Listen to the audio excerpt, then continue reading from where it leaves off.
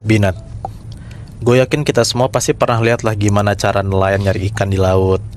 Atau bahkan kayak orang-orang naik perahu buat transportasi nyebrangin pulau gitu kan. Nah tapi kalau ada yang ngomongin laut, gue yakin ada satu hal yang kita belum tahu. Bahkan gue sendiri pun baru tahu setelah gue dapat cerita ini, yaitu tentang cerita hantu laut. Hantu laut? Hantu laut. Oke. Katanya bahkan sosok-sosok hantu laut ini pun jauh lebih kejam dibanding sama hantu daratan.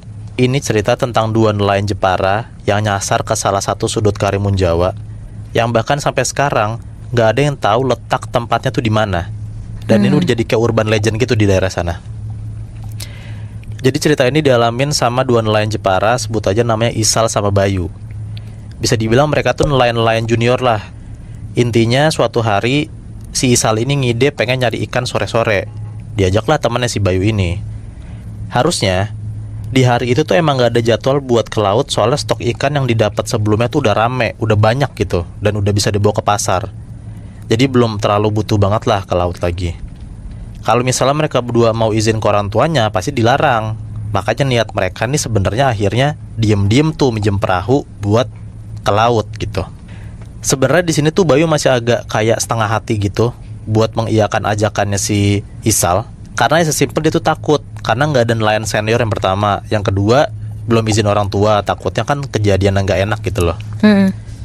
Nah tapi pas mereka dapat perahu, terus coba buat ke pesisir pantai, mereka kan cuma berdua ya. Katanya perahu yang di pinggir laut itu tuh kayak nggak berat gitu, Binat, kayak enteng gitu. Nah kan orang-orang biasa kan kayak ngedorong perahunya buat masuk ke laut gitu kan. Nah ini masih anak-anak kecil gitu, dia ngerasa kayak nggak berat. Pas mereka lagi ngedorong dan mereka ngeliat ke belakang, Bayu tuh ngeh, oh ternyata pantas aja enteng. Soalnya di sisi belakang perahu ada orang kulitnya hitam, badannya kayak kekar botak gitu, senyum sambil ngebantu ngedorong perahunya. Bayu ngerasa nggak aneh karena Bayu ngerasa juga kayak, oh dibantuin nih sama orang ini gitu. Walaupun orang ini nggak tahu siapa ya, mungkin bisa jadi dia tuh ABK gitu karena badannya gede kan. Udah tuh perahu udah makin ke tengah, Isal sama Bayu buru-buru naik ke atas perahunya, udah tuh makin ke dalam. Nah tapi pas Bayu nengok ke belakang, tau gak Binat, katanya si orang yang hitam itu masih ngedorong perahunya sambil senyum. Padahal ini tuh udah mau ke tengah perairan. Oh, jadi Bayu tuh bisa ngelihat kalau sosok ini tuh lagi ngedorong, badannya udah ke dalam air, Binat. anjir. Ngedorong sampai lama-lama tiba-tiba ngilang aja ke tengah laut. Anjing, jadi kayak sisa kelihatan palanya doang di atas air. Iya, Tapi masih senyum. iya. Anjing. Gila kan. Nah gara-gara sosok ini, Bayu tuh bengong ya sepanjang jalan. Diajak ngobrol sama Isal nggak jawab, diajak mancing ikan juga diem aja. Pokoknya beneran bengong doang, Binat. Dan ternyata kalau lagi di atas perahu atau di tengah laut itu, kita tuh nggak boleh ngelamun. Karena kalau ngelamun, katanya tuh gampang buat diganggu sama sosok laut atau sosok setan yang berlalu lalang di laut itu. Oke. Apalagi waktu pas maghrib. Ya ketahuan lah kalau maghrib kan setannya keluar semua gitu kan. Iya. Baru juga dibilang kayak gitu, anjirnya bener-bener tiba-tiba ada kayak angin kenceng banget. Dan dari kejauhan mereka dengar kayak ada suara klakson kapal bunyi 5 kali gitu, Binat, kayak tot tot, pokoknya 5 kali lah gitu. Kalau nggak salah ya, arti dari klakson yang banyak itu katanya ada kapal lain yang ngerasa curiga atau keganggu sama kapal yang di sekitar dia. Nah dengar kayak gitu, Isal sama Bayu langsung nunduk tuh, ngumpet ke dalam perahunya karena mereka takut ketahuan kan. Udah tuh, udah lama-lama nunduk sampai akhirnya udah nggak kedengeran klaksonnya. Si Isal ngintip nih, coba buat naikin kepalanya. Dan ternyata katanya pas Isal ngeliat ke atas, di beberapa sudut laut itu kelihatan banget ada kayak beberapa kapal gede, hitam, tua, gelap semua. Dan kapal itu tuh udah kayak nggak kepake gitu, Binat. Tiba-tiba kedengeran orang teriak-teriak ngomong tolong gitu. Anjing, padahal tadi sebelum ngumpet gak ada ya? Iya. Nah Bayu tuh ikut naik tuh buat ngeliat kayak sumber suara tolong itu dari mana. Pas mereka lihat, ternyata kapal kecil dia itu udah dikerubungin sama banyak kapal. Dan ternyata semua kapal-kapal hitam itu tuh kosong. Bahkan suara teriakan minta tolong barusan itu dari salah satu kapal di ujung sana, itu tuh ternyata kapal udah kebakaran, Binat. Anjir. Di atasnya pun juga kelihatan banyak banget tiba-tiba ada orang ngelambai minta tolong. Gak sedikit juga si Isal sama Bayu ngeliat ada orang yang lompat dari atas kapal ke dalam laut. Anjir. Sampai tiba-tiba ada kayak suara dek gitu. Isal sama Bayu ngeliat jelas banget kalau di sebelah perahu mereka ada kayak sosok badan cowok hitam gede ngambang nyentuh badan perahunya. Dan tau gak, sosok itu ternyata mirip banget sama sosok yang ngebantuin mereka ngedorong perahunya. Wah, gila. Masih pakai pakaian lengkap seragam kapal, tapi sekujur badan si orang ini tuh udah kayak lebam, udah kayak orang udah meninggal beberapa hari lah. Wah. Di momen itu sebenarnya Isal sama Bayu tuh rada saling berdebat lah. Yang satu lagi ngisi diesel, yang satu lagi ngarahin buat cari arah pulang. Nah kebetulan soalnya mereka berdua tuh udah jauh dari pantai Jepara, dan mereka belum ngisi diesel. Kalau misalnya arahnya salah, takutnya mereka berhenti di tengah laut kan. Iya. Yaudahlah mereka jalan dulu tuh pelan-pelan, nggak tahu arahnya kemana sambil mikir. Bingung juga mau teriak minta tolong, nggak ada orang tengah laut gitu. Nggak tahu rezeki atau gimana Nat. Tapi sekilas mereka tuh ngeliat dari sudut depan sana, mereka tuh ngeliat kayak ada cahaya lampu pemukiman gitu. Langsung tuh mereka seneng banget, mereka ngerasa kayak, oh udah mau nyampe ke daratan nih gitu. Pelan-pelan kapal mereka ngarah ke sana. Mereka juga mikir kayak, oh bisa jadi kita bisa isi bensin di situ gitu. Pas udah mau nyampe daratan, mereka ngeliat kayak banyak banget orang pada ngelambai-lambai gitu, kayak nyambut mereka buat suruh datang gitu. Nah mungkin karena kapal mereka juga asing di mata mereka, makanya kayak disambut lah sama orang-orang ini gitu. Makin ngedeket ke arah pesisir, lo tahu nggak ternyata tadi kan gue bilang dari jauh kan mereka ngeliat kayak ada lampu terang pemukiman gitu kan. Iya. Ternyata tuh cuman fata morgana doang Nat. Pesisir pantai tuh beneran cuman kosong melompong, cuman ada pasir, pohon, sama tadi barisan orang yang masih ngelamba-lambain tangan ke arah Isal sama Bayu, tapi nggak gerak badannya, cuma lamba-lambain tangan doang.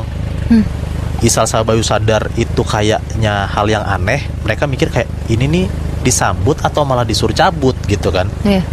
Nah untungnya Isal sama Bayu tuh belum turun dari kapal. Nah kenapa untung? Ini yang sadar pertama kali tuh kata Isal. Jadi ternyata barisan orang yang udah berdiri dan tadi ngelambain tangan, secara sosok dan postur tuh ternyata kayak ada yang aneh. Pas Isal berdiri ke arah bagian depan perahunya, dia ingat banget orang-orang tadi itu tuh pada nggak punya alis Nat.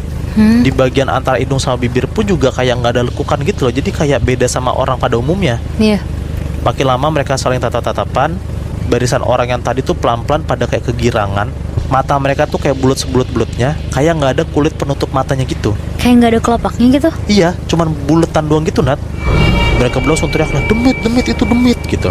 Pokoknya di hari itu chaos, mana bensin mereka udah mau habis. Kalau misalnya mau maksain balik, takutnya mati di tengah. Jadi Isal sama Bayu itu cuma teriak-teriak aja minta tolong, kayak siapa tahu ada orang yang denger gitu. Kondisi ketakutan, nggak bawa bekal makan ataupun minum. Pelan-pelan badan Isal sama Bayu tuh kayak bener-bener lemes, tiba-tiba brek. Mereka jatuh tuh di tengah kapalnya. Mereka cuma bisa tiduran lemes. Yang mereka rasain pun juga cuma lapar, aus, sama badannya tuh kayak kegoyang-goyang kena ombak. Yang diingat sama Bayu intinya, dia tuh kebangun pas udah terang. Kebangun gara-gara ada kayak suara rame bapak-bapak gitu sama suara mesin. Ternyata pas Bayu sama si Isal melek, udah ada beberapa orang yang masuk ke perahu mereka. Itu tuh bapak-bapak sama nelayan yang nyari-nyariin mereka. Dan mereka baru sadar kalau Isal sama Bayu itu udah 2 malam gak balik. Dicari gak ketemu-ketemu. Pas warga ngelihat ada perahu yang hilang, mereka sadar, oh mungkin bisa jadi perahu hilang ini karena dibawa sama Isal sama Bayu. Tapi tau gak Nat, perahu Bayu yang ditemuin sama nelayan-nelayan ini, itu tuh udah di tengah laut aja. Posisinya tuh udah gak kayak terakhir yang mereka sadar. Mereka kan sadarnya mereka tuh lagi di pesisir pulau yang gak berpenghuni, yang mereka ngeliat ada orang ngelambain tangan itu kan. Iya. Nah, ditanyalah sama warga kampung, kayak kemarin kemana aja Isal sama Bayu, inget-inget lagi tuh kemana ya mereka. Tapi mereka kayak nggak nemu kita kemana gitu loh. Bahkan setelah beberapa tahun kemudian, si Isal sama Bayu ini beneran nyari ikan. Terus mereka bener-bener keliling Jepara ke Pulau Karimun Jawa itu. Mereka tuh bener-bener gak nemu sama sekali Nat.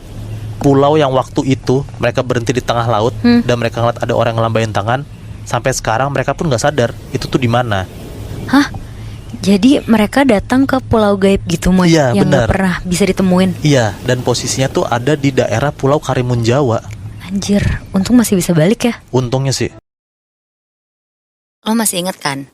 Di episode VIP sebelumnya tuh lo bawain cerita pengalaman paranoid yang lagi di luar negeri. Di Thailand, bener. Iya. Tentang condo angker dan penampakan sosok penari Pinang Ram. Ya. Nah, kali ini cerita gue tuh juga ada miripnya. Si pengirim cerita ini juga ngalamin gangguan setan yang bukan setan kita. Tapi kali ini setannya itu kebawa langsung dari Jepang. Wow. Nah, kenapa konteksnya kebawa? Soalnya dia gak perlu pergi ke Jepang, setannya yang nyamperin dia duluan. Wah, anjir. Nah, gue mulai ya. Ini kiriman cerita pengalaman dari sebut aja namanya Abi di Jakarta. Ini tuh bukan pengalaman dia, tapi ini pengalaman dari mamanya pas masih kecil. Di sini dia nggak ngasih tahu apa sebenarnya kesibukan atau pekerjaan keluarga besarnya. Tapi yang pasti, eyang kakungnya dia, ayah dari ibunya ini, emang sering banget pergi ke Jepang. Dan setiap pulang ke Jakarta itu, eyang kakung tuh pasti akan selalu bawa oleh-oleh buat anak-anaknya. Di sini dia inget banget, pokoknya ada satu kepulangan tuh eyang kakungnya ini ngasih hadiah ke mamanya Abi kayak kotak musik gitu. Kotak musik warnanya pink, terus kondisinya masih bagus. Di sini mamanya Abi tuh seneng banget, bahkan sampai-sampai si kotak musik ini ditaruh di atas meja kamarnya. Mamanya nih sering banget ngeplay kotak musik itu sebelum tidur. Suaranya emang lumayan serem, tapi nggak tahu kenapa si mamanya Abi nih nggak takut Bi. Mama nih biasanya malah langsung tidur pules abis ngedengerin kotak musik itu. Tapi ada satu malam tiba-tiba semuanya nih berubah Bi. Katanya malam itu pas kotak musiknya dinyalain, Mama nih bisa ngedenger jelas banget ada kayak suara tangisan dilanjut sama suara obrolan dengan bahasa orang asing gitu. Oke. Di sini mamanya lumayan takut, terus langsung manggil si eyang kakung. Tapi nggak ada jawaban sama sekali di situ. Akhirnya si mama nyoba buat positive thinking, siapa tahu yang dia denger tuh salah kan. Udah tuh sambil nyoba buat balik tidur lagi. Tapi si mama nih masih bisa ngedenger suara obrolan orang asing sama tangisan tadi. Nah karena gemes, akhirnya mama langsung pergi nyamperin eyang kakung sama eyang putri di kamarnya. Di situ eyang nih kelihatan udah tidur nyenyak banget, tapi mama ngerasa janggal. Soalnya pas dia barusan ngecek, di arah jendela kamar kayak ada siluet cewek lagi berdiri di depan jendela Bi. Oke. Tapi di situ si mama nih masih nggak berani buat ngebangunin orang tuanya. Dia lebih milih buat balik ke kamarnya untuk tidur lagi. Dan di percobaan tidurnya kali ini, tiba-tiba kotak musik itu tuh nyala sendiri Bi.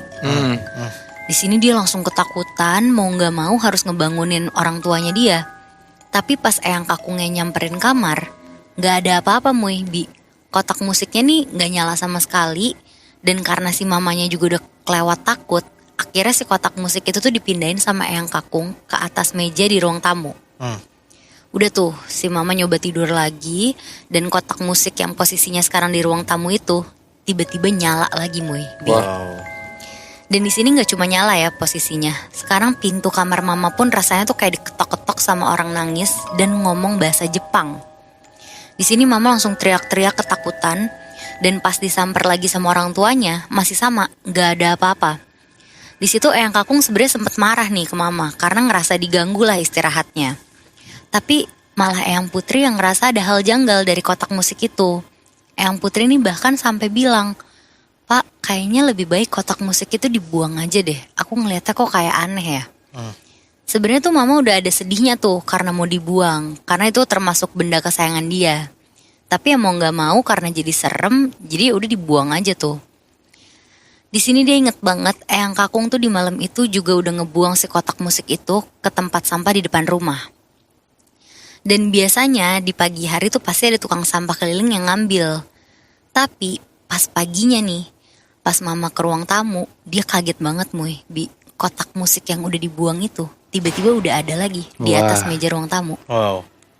Di sini udah bukan cuma mama nih yang heran, eyang kakung pun juga heran banget. Terus abis itu si eyang kakung nih langsung ngasih kotak musik itu ke teman kerjanya. Tapi baru juga 1 hari, si teman kerjanya ini tuh langsung balikin kotak musik yang ke eyang kakung. Katanya semalaman dia kayak diganggu sama suara tangisan, sama orang ngobrol pakai bahasa Jepang. Sama persis kan kayak si mama itu. Di sini teman kerjanya nanya, kotak musik ini tuh beli di mana? Dijawablah sama eyang kakung, dia beli di toko tua di Jepang. Teman kerjanya nih yakin kalau kotak musik itu tuh ada penunggunya, tapi si eyang kakung di situ denial banget. Alhasil si kotak musik itu dibawa pulang lagi, tapi disimpan sama si eyang kakung. Dan singkat cerita di malamnya beneran aja nih Bi. Sekarang yang ngerasain gangguan tuh eyang kakung sendiri. Oke. Pas dia lagi tidur, katanya kakinya tuh kayak dipegang. Dan pas dia kebangun karena kaget, si eyang kakung nih bisa ngeliat kalau ada anak kecil lagi megangin kakinya dengan goresan luka gede banget di mukanya. Dan di badannya tuh kayak penuh bekas cambukan gitu. Oh. Anak ini tuh cuma bisa nangis sambil ngeliatin matanya Eyang Kakung. Dan di situ untuk pertama kalinya Eyang Kakung tuh ketakutan. Terus besok paginya Eyang Kakung nih langsung ngebawa kotak musik itu tuh kayak ke orang pinter gitu. Dan pas dilihat emang bener Muy, di kotak musik ini ada penunggunya. Dan penunggunya itu tuh anak kecil tadi yang sering disiksa sama orang tuanya sampai cambukannya ini kena muka terus meninggal. Anjing. Terus orang tuanya itu tuh ternyata gak ngerasa bersalah. Dia nganggep kalau anaknya ini tuh meninggal karena ulah dia sendiri. Dan kotak musik itu hiburan satu-satunya anak ini semasa dia hidup. Makanya rohnya tuh masih nempel di barang kesayangannya ini. Di situ Eyang Kakung tuh langsung diem, dia nggak bisa ngerespon apa-apa, cuma bisa bawa pulang lagi tuh kotak musiknya. Terus pas ada kesempatan dinas tugas ke Jepang lagi, Eyang Kakung sekalian ngebawalah kotak musik itu buat balik ke asalnya. Pokoknya kejadian terakhir sebelum si kotak musik ini bener-bener balik tuh mama lagi-lagi denger suara anak kecil nangis, teriak, dan ada suara bisikan ke kuping pakai bahasa Jepang. Di situ mama cuma bisa kebangun sambil ketakutan, dan ternyata anak kecil itu tuh muncul lagi, berdiri di atas badan mama sambil nangis kayak nindihin gitu. Dan kotak musiknya juga tiba-tiba udah ada di samping kepala mama lagi dan nyala gitu aja. Ya pokoknya setelah akhirnya Eyang Kakung nih udah ngebawa balik kotak musik itu ke asalnya, si mama nih sampai detik ini masih trauma. Dan setelah kejadian itu, Eyang Kakung langsung ngelarang anak-anaknya buat beli mainan kotak musik apapun lagi. Wow. Tapi sebenarnya kan kita nggak expect ya kalau kita beli ada barang-barang lucu entah dari luar negeri atau misalnya thrifting deh. Kan kita mikirnya oh lucu aja yaudah buat pajangan. Yeah. Kalau misalnya tiba-tiba ada isiannya kan gimana kita mau tahu ya dari awal gitu. Iya, tapi sebenarnya gue juga punya kotak musik begitu tuh, dikasih Wah, anjir. dari bapak gue dulu. Serius lo? Tapi demi Allah beneran pernah nyala sendiri. Kayak emang kotak musik itu serem banget deh. Anjir. Akhirnya ditaruh aja di rumah Yangkung. Oh, Tapi wow. tapi kalau lu maksudnya kan ini Indonesia ya. Iya. Sampai diisi sama roh Jepang tuh menurut gue ya absurd tapi ternyata nggak kalah serem gitu loh. Iya bener-bener. Kayak yang tadi lo bilang Bi, Nat. Emang nyataannya di luar sana tuh masih banyak tempat-tempat yang emang masih dikuasain sama setan atau makhluk gaib lah. Oke. Tempat-tempat yang mungkin jarang terjamah lah sama manusia. Dan ya nggak jarang juga kan, para penunggu itu tuh adalah bayang-bayang sosok masa lalu di bangunan itu. Yang mana itu hantu-hantu Belanda. Salah satu tempat yang gue maksud di sini adalah sebuah bangunan mes milik pemerintah yang kebetulan sempat dipakai buat dijadiin mes proyek buat kebutuhan pembangunan salah satu jalan tol di daerah Jawa Tengah. Oke. Cerita ini yang ngirimin namanya Torik. Torik ini ngalamin kejadiannya ini barengan sama rekan kerjanya namanya Galang, Edo, Daru, sama Komar. Nah mereka semua berlima itu tuh emang kerja di sana menjadi salah satu teknisi sipil lah di proyek jalan tol ini. Coba gue gambarin lu bentuk bangunannya. Jadi mes ini nih beneran kayak rumah tua 2 lantai gitu Bi, Nat. Bentuk bangunannya tuh kayak masih kerasa abad kolonialnya lah. Temboknya tebel, jendela kayu tinggi, dan kayak ada semacam balkon melingkar gitu di lantai 2-nya. Terus kata kepala proyek ini pun juga dulu katanya rumah ini tuh adalah bekas rumah pejabat zaman Belanda. Tapi ya sekarang dialihfungsikan sama dinas buat jadi mes teknisi ini. Oke. Jujur dari luar sebenarnya bangunan ini tuh biasa aja. Udah kayak direnovasi juga, jadi kayak udah bagus lah gitu. Nah tapi Torik dan teman-temannya berlima ini waktu pas masuk suasana tuh jadi kayak kaku. Auranya tuh jadi kayak kerasa berat. Seolah-olah rumah ini kayak gak sedang didatengin sama orang baru gitu loh. Oke. Nah orang katanya ya baru malam pertama di sana udah ada aja nih kejadian anehnya. Pas lagi mandi malam-malam, ini hari pertama ya, malam pertama ya, Torik ini nih ngedenger ada kayak suara langkah kaki gitu, langkah sepatu keras gitu, kayak sepatu boot kulit gitulah, nginjak kayu lantainya. Suara itu berpola kayak tap tap tap brok gitu. Nah habis selesai mandi, Torik ini buka pintu dan kaget banget di situ kok dia lihat ada jejak sepatu boot lumpur di lantai lorongnya gitu. Padahal semua sepatu itu tuh disimpan di luar rumah, plus hari itu tuh nggak hujan. Nah Torik pikir, oh mungkin tuh cuma tanah doang ke bawah dari luar gitu. Tapi pas coba diikutin, jejak kakinya itu tuh berhenti di depan pintu kamar dia. Dan diem aja gitu, nggak ada lanjutannya. Pas udah di depan pintunya Torik tuh malah nyium kayak bau parfum tua gitu Bi, Nat. Kayak bau kapur barus tapi kayak udah kecampur tembakau gitu lah. Oke. Itu baru kejadian pertama dan itu hal pertama yang aneh di kamar Torik. Teman kerjanya yang tadi gue bilang pernah juga Bi, Nat, ngalamin kejadian aneh juga. Namanya Galang nih ya. Si Galang ini kebetulan ke bagian kamar paling belakang mes. Tiba-tiba dia tuh kayak lari nyamperin teman-temannya gitu dengan perasaan antusias plus campur panik juga. Kata Galang, dia itu tuh nemu pintu kecil gitu, pintu kecil tersembunyi ya, di balik lemari tua di kamarnya. Pas dia buka, isinya tuh kayak cuma lemari besi, satu set seragam ala kolonial gitu, lembaran usang berisi kayak peta perkebunan zaman dulu, catatan inspeksi berkode, sama satu benda yang mencolok perhatian dia nih. Itu tuh lonceng kuningan kecil yang kegantung di tengah ruangan. Nah Galang nih langsung lah ngefoto barang-barang ini satu persatu.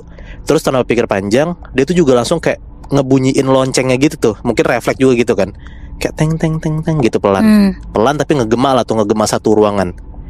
Nah di malam itu, setelah mereka masuk ke ruangan ini, dan setelah Galang ngelakuin kayak ngebunyiin loncengnya itu, dia tuh jadi berubah aneh banget Nat. Galang yang aslinya tuh termasuk kayak teman kerja yang periang gitu, yang seru gitu, tiba-tiba berubah jadi pendiam, lebih diam dari biasanya. Sekalinya dia ngomongnya tuh kayak tiba-tiba pakai nada formal, kayak lagi ngelapor gitu loh. Dan kata-katanya cuma satu, "Menir belum pergi, kita hanya numpang di sini." Gitu aja terus. Nah terus hampir setiap malam setelahnya pun juga suara langkah kaki yang kemarin didengar sama si Torik itu kedengeran lagi, padahal nggak ada apa-apa dan nggak ada siapa-siapa. Sekarang suaranya tuh dilengkapin sama suara kayak benda kegeser dan suara laki-laki tuh ngegerutu pakai bahasa Belanda. Oke. Dan kali ini beneran nggak cuma Torik doang yang denger, tapi teman-teman yang lain pun juga mereka denger dan coba ngelapor lah nih ke kepala proyek. Nah tapi jawaban si kepala proyek ini ya basic lah, dia bilang kayak kalian tuh cuma kecapean aja, makanya jadi halu. Itu tuh rumah kosong, nggak ada apa-apa, gitu aja terus. Nah menurut kepala proyek itu pun juga mungkin rumah ini emang kosong, tapi nyatanya enggak Nat. Galang dengan kondisinya makin parah, dia tuh pucet dan setiap tidur pun jadi kayak sering ngelantur pakai bahasa Belanda yang dia sendiri pun juga nggak ngerti artinya apa. Iya. Selain itu pun juga Galang tuh jadi kayak sering berdiri tegak di lorong mes sambil kayak agak nunduk gitu, seolah-olah kayak lagi nyapa seseorang yang jauh lebih tinggi gitulah, jadi kayak respect gitu. Terus meja makan yang abis dipakai malamnya, pagi-pagi tuh kayak tiba-tiba tuh ketata ulang gitu loh Nat. Beneran kayak baru digunain sebelumnya, kayak sendoknya tuh udah melintang, piring tuh kebalik, terus juga serbetnya tuh jadi kayak dibersihin. Pokoknya kayak udah dibersihin dengan sendirinya, tapi padahal Torik dan teman-temannya pun gak ada yang ngebersihin gitu. Ada lagi nih, temannya namanya Komar. Satu malam, Komar kebangun dari tidurnya dan terus-terusan kayak mukul pintu kamarnya. Katanya tiba-tiba pintu kamarnya dia tuh kekunci dari luar. Komar kedengeran tuh histeris banget sambil kayak pelan-pelan jadi hening. Langsung lah tuh, Torik langsung nyamperin kamarnya Komar. Terus pas dibuka, Torik tuh jadi kayak ikutan kaget gitu Nat. Soalnya sekarang Torik sama Komar ngeliat di depan mereka berdua, persis di luar jendela ya, udah ada bayangan cowok tua tinggi gitu pakai jubah putih, berdiri anteng di halaman mes ngebelakangin jendela. Diam aja gitu. Nah tiba-tiba pelan-pelan si cowok tua pakai jubah putih ini ngebalikin kepala 180 derajat sambil senyum ke arah Komar sama Torik. Oke. Nah si sosok ini ngomong pakai bahasa Belanda, tapi pas dicoba dicari tahu artinya ya, intinya tuh kayak biarkan mereka kerja, mereka bukan tamu di sini gitu. Nah sekarang yang kena teror itu nggak cuma Galang, ya Komar pun juga akhirnya kena lah nih. Kebesokan harinya si Komar tuh demam tinggi, terus mulai ngomong yang aneh-aneh. Dia tuh udah mulai tuh nggak mau diajak makan, dan gangguan pun mulai berubah bentuk tuh. Lampu mes tiba-tiba jadi kayak sering nyala mati, dan nyala matinya tuh kayak terjadwal gitu. Mulai dari jam 8:30 malam, terus baru hidup lagi itu jam 3 pagi. Jam dinding juga tiba-tiba pecah. Terus seragam kolonial yang dulunya ada di ruangan tersembunyi itu tuh tiba-tiba pindah ke gantung rapi di ruangan tengah, padahal nggak ada yang sama sekali mindahin. Terus setiap pagi selalu ada suara kayak bel kecil gitu berdenting 3 kali dari arah ruang makan, seolah-olah tuh kayak ada alarm buat ngebangunin mereka buat makan gitu, buat sarapan. Daru pernah nih, ini temannya si Torik juga. Daru pernah kedapatan duduk sendirian di meja makan tengah malam sambil kayak baca catatan inspeksi proyek gitu, tapi pakai huruf Latin lama yang nggak bisa kebaca. Mukanya tegang, matanya kosong, dan dia itu baru sadar pas disiram air ke mukanya Nat. Di situ pun juga Edo nih, temennya lagi, itu juga dapet teror ternyata. Dia tuh mulai mimpi aneh kayak lagi diaudit, ditanya-tanyain, sama disuruh kayak hormat di depan sosok berbaju putih panjang kemarin itu. Mimpinya tuh rinci banget dan Edo tuh bisa keinget jelas banget. Sosok ini tuh tegas, dingin, suaranya tuh berat kayak nagih izin ke Edo gitu. Padahal tuh di mimpi doang, tapi Edo tuh bisa kayak ngedescribe jelas banget gitu. Nah puncaknya, ada di satu malam Jumat, mereka tuh lagi kayak ngumpul di ruang tengah, tiba-tiba semua lampu mati. Tapi dari dalam rumah, kelihatan jelas banget ada bayangan putih terang jalan tegak lewat gitu aja. Dan detik itu juga Komar berdiri tegak dan ketawa sambil nyanyi kayak lagu-lagu ala Belanda gitu. Galang langsung naik ke atas meja dan mulai kayak ngehentak-hentakin lantai sambil teriak-teriak. Daru juga tiba-tiba nunduk di ruangan di pojokan, nyakar-nyakar tembok sambil kayak terus nyebut satu persatu nama teman-temannya. Dan Edo pun juga kayak tiba-tiba kayak lagi nari, kayak nari upacara gitu. Pokoknya intinya orang di sana aneh banget. Dan yang sadar pun juga cuma Torik gitu. Torik pun juga ngelihat katanya teman-teman tuh jadi kayak ngeludah ke lantai, terus kayak ngendus-ngendus ke lantai gitu, seolah-olah tuh mereka tahu gitu loh siapa aja yang pernah jalan dan ninggalin jejak di situ.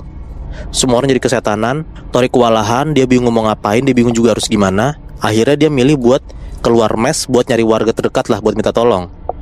Untungnya di situ dia ketemu sama Pak Wiryo. Pak Wiryo itu tuh katanya orang yang ngaku cucu dari si penjaga mes bekas Belanda ini. Dijelasin dulu tuh sama Torik tuh, kayak teman-temannya tuh chaos segala macem. Akhirnya Pak Wiryo langsung buru-buru ke rumah itu, langsung masuk sembari kayak bawa kelapa muda, serbuk kemenyan dan kayak kembang 7 rupa gitu. Di situ Pak Wiryo tuh cuma ngomong, mes ini nggak kosong dan kalian tuh udah membangunkannya, membangunkan Tuan Inspektur katanya gitu.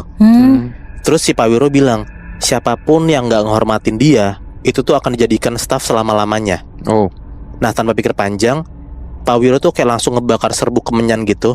Terus kayak nyarin air kembang 7 rupa tuh ke beberapa titik di rumah-rumah itulah ya. Gak lama dari situ, mereka tuh yang lagi kesurupan tadi pelan-pelan kayak mulai tenang. Terus tiba-tiba ambruk, pingsan, dan nafas mereka tuh kayak akhirnya balik normal lagi lah, gak gitu lama. Terus pas mereka udah pada siuman, wajah mereka tuh kayak tetap kosong, kayak pegawai yang dimarahin sama atasannya gitu loh, kayak linglung gitu. Dan setelah malam itu, Torik sama teman-temannya tuh beneran udah gak berani lagi tinggal di sana. Udahlah, setelah kejadian itu akhirnya semua orang yang ada di mes itu dipindahin ke tenda proyek. Gak ada protes sama sekali, bahkan kepala proyek pun juga enggak gitu. Terus rumor tuh udah mulai nyebar, dan katanya rumah itu tuh dulunya tuh bukan sekedar rumah tinggal, tapi pos inspeksi utama militer sipil Belanda di era tanam paksa. Beberapa penjaga tua tuh bilang kalau dulu tuh emang ada kayak satu tuan besar atau menir gitu ya, yang gak pernah ninggalin rumah itu bahkan ketika para tentaranya pergi. Nah, akhirnya setelah kejadian itu katanya ya, Galang tuh masih sering kayak duduk diem kalau denger bunyi bel. Komar tiba-tiba kayak berhenti total dari dunia teknik. Katanya tuh dia kayak lebih cocok jadi penjaga aja gitu. Edo dan Daru hilang tanpa kabar. Dan Torik sendiri, setiap dia ngelewatin bangunan tua yang kayak berbau Belanda gitu, tanpa dia sadar, tiba-tiba dia kayak dia berdiri tegak gitu. Anjir, fuck banget sih. Gue kira awalnya tuh kayak emang ngebantu gitu ya. Maksudnya kan tadi kan sempat beres-beres kan di awal kan. Tapi ujungnya tragis juga anjir. Ya mungkin juga gue notisnya karena dia tuh mindahin barang-barangnya, terus kayak dia tuh kayak hidupin lonceng-lonceng yang mungkin nggak sopan gitu kali ya. Kayak dipegang-pegang sembarangan gitu kan jadinya. Padahal kan bukan punya dia kan. Muibi, Iya. kalian pasti pernah ngerasain kan rasanya kelaparan di tengah-tengah perjalanan tapi malam-malam. Iya. Rasanya tuh kalau emang udah lapar banget, pasti setiap ada warung atau tempat makan yang ada di pinggir jalan, pasti kita langsung berhenti kan. Nah, ini sama juga nih, sama apa yang dilakuin dari si pengirim cerita ini. Sebut aja namanya Vicky. Dia cowok ya. Jadi ada satu tengah malam, dia ini baru mau balik ke rumahnya. Tapi di tengah jalan dia tuh kelaparan banget. Makanya pas dia ngeliat ada warung terpal di pinggir jalan, dia langsung mampir nih. Soalnya dari kejauhan juga kelihatan banyak yang makan di sana. Tapi kalian tahu nggak, warung itu emang rame. Tapi ternyata bukan rame orang, Bi. Warung itu tuh rame setan. Pokoknya di situ Vicky ini sebenarnya dari awal udah ngerasa janggal aja sama warung makan ini. Tapi dia ngehnya banget tuh pas udah masuk warung. Nah, yang bikin janggalnya itu, kata Vicky, keramaian orang yang lagi pada makan tuh makannya kayak nggak pakai alat makan, atau yang minimal kan pakai tangan. Mereka itu makannya kayak beneran hewan gitu loh. Jadi kepalanya langsung turun ke arah makanannya gitu. Terus udah gitu, mereka makannya beneran lahap kayak kesetanan gitu. Sampai makanannya tuh pada jatuh berantakan di atas meja. Nah, udah ngelihat hal aneh kayak gini, Vicky malah nggak cabut dari situ karena dia di rumah sendirian. Pasti nggak ada makanan juga tuh dia mikirnya. Jadi dia di situ malah lanjut buat nyari kursi kosong buat duduk. Sampai akhirnya si Vicky ini manggil penjual warung buat mesen. Nah, persis setelah itu baru semua orang yang ada di situ tuh kayak kaget. Bahkan penjualnya juga kaget. Mereka sepersekian detik tuh cuma kaku, terus pelan-pelan pada nengokin kepalanya ke arah Vicky. dengan tatapan tajam kosong gitu. Di sini Vicky bingung kenapa dia diliatin terus. Terus katanya abis dipanggil-panggil tuh si penjualnya nggak nyamperin dia buat ngasih menu atau nanya mau mesen apa. Rasanya tuh janggal. Akhirnya dia tuh pelan-pelan berdiri gitu mau cabut. Tapi tiba-tiba si penjual warungnya ini langsung lari ke depan meja Vicky, langsung naruh mangkok makanan sama gelas minum gitu di atas meja. Tapi kayak agak ngegebrek gitu naruhnya. Terus semua orang yang tadi yang lagi pada makan itu kayak langsung ngeliatin Vicky, terus ngerubungin Vicky. Nah, di sini Vicky coba ngegambarin makanannya dulu ya, Moy. Intinya dia tuh nggak dapet nasi, dia cuma dapat semangkok makanan berkuah kayak rawon. Kuahnya warnanya coklat, terus di dalamnya ada beberapa daging-daging kecil kayak daging ayam, sama ada beberapa dedaunan masuk. Terus buat minumannya itu cuma gelas kecil warnanya merah kehitaman pekat. Vicky di situ sebenarnya udah kayak nolak secara halus sambil mulai jalan mundur buat cabut. Tapi ternyata dia ini beneran dikerubungin dari depan, samping, bahkan belakang dia juga. Jadi kayak ditutupin gitu jalannya. Akhirnya di situ mau nggak mau nggak ada pilihan lain selain dia harus makan. Tapi baru juga beberapa suapan, rasanya tuh bener-bener campur aduk gitu, nggak enak sama sekali. Kuahnya kayak air comberan, terus bau amis darah, sama dagingnya masih alot nggak matang. Karena di sini dia takut muntah, Vicky langsung ngambil minumannya tuh buat diminum. Dan ternyata rasa minumannya itu darah busuk. Tapi ya orang-orang di sekeliling dia tuh cuma senyum lebar sambil ngangguk-ngangguk aja setiap ngeliat Vicky makan, kayak pada seneng gitu. Udah nih si Vicky udah gak berani lagi buat ngelanjutin makanannya. Yang penting dia udah nyoba beberapa suap. Abis itu dia langsung naruh duit, dia bilang makasih, terus langsung cabut lah buru-buru. Dan pas Vicky naik motor lagi ninggalin warungnya, pas Vicky ngeliat ke spion, warung tadi tuh masih ada, cuma jadi kayak terpal gitu aja, bener-bener kosong, gelap, terus kayak udah gak keurus. Untungnya dia bisa sampai ke komplek rumahnya. Dan pas lagi ngelewatin masjid komplek, dia ketemu sama Pak Pendi, marbot masjid di sana. Vicky di situ langsung manggil tuh, "Assalamualaikum Pak Pendi." Di situ Pak Pendi tuh kaget terus langsung ngejawab si Vicky. Tapi sepanjang perjalanan setelahnya, gak tahu kenapa si Pak Pendi ini tuh kayak ngeliatin Vicky bengong sambil kayak baca-baca doa gitu. Udah tuh Vicky sampai rumah, walaupun tadi dia makan beberapa suap, tapi kan rasanya mual gak enak gitu kan. Si Vicky ini beneran langsung lari ke kamar mandi terus muntah. Semua makanan barusan tuh bener-bener keluar semua. Bahkan beberapa daging yang tadi udah dikunyah hancur, tiba-tiba pas dimuntahin, masa bentukannya balik utuh lagi. Aneh anjing. Terus cairan minuman tadi yang pas keluar juga kayak membeku kenyal gitu, kayak darah yang dimasak gitu jatuhnya. Pas Vicky udah bebersih dan mau balik ke kamar, dia kaget nih, tiba-tiba pintu depan rumahnya tuh kebuka. Padahal dia inget banget tuh, tadi pas nyampe udah dikunci rapat. Dan bersamaan sama itu, tiba-tiba ada suara barang-barang jatuh dari lantai 2. Di situ Vicky langsung ngeliat ke arah tangga lantai 2, takutnya ada maling masuk tuh. Dia mikirnya di situ kayak gitu. Dan pas dia ngeliat ke tangga, emang beneran kayak ada orang gitu yang ngintip dari atas. Terus langsung narik badannya buat ke atas. Tapi sosoknya di sini jujur si Vicky ini nggak kelihatan jelas. Soalnya rumah Vicky tuh kalau malam kan dimatiin semua tuh lampunya jadi gelap. Jadi yang dia bisa lihat tuh di situ cuma ada bayangan kepala orang gitu aja. Akhirnya di situ Vicky langsung buru-buru ngunci pintu rumahnya, terus lari ngejar sosok barusan ke lantai 2 rumahnya. Dan sama Muhibi, lantai 2 tuh full lampunya juga mati. Jadi di tengah gelap, sosok bayangan hitam ini tuh udah berdiri gitu aja di ujung lorong. Sosok ini bahkan gak cuma berdiri, sesekali dia tuh kayak ngelambain tangannya ke Vicky, terus sambil senyum lebar, kelihatan putih gitu giginya. Nah tapi setiap Vicky buru-buru lari buat nyalain lampu, sosok ini tuh kayak takut, terus lari masuk ke ruangan lain yang masih gelap. Gitu-gitu aja pokoknya. Jadi misalnya Vicky ini lanjut lari ke kamar atau ke ruangan yang tadi dimasukin sosok itu. Pas mau nyalain lampunya, sosok ini langsung pindah lagi lari nembus ke tembok ke ruangan sebelahnya. Dan pas lantai 2 full lampunya dinyalain sama Vicky, sosok barusan tuh baru beneran hilang. Gak tau lah kemana.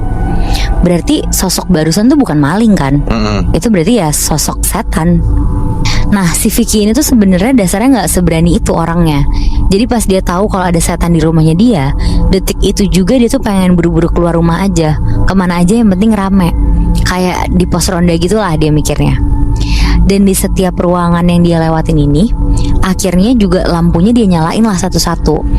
Sampai akhirnya dia nyampe di ruang tamunya tadi. Kebetulan saklar lampunya tuh ada di ujung dekat pintu depan.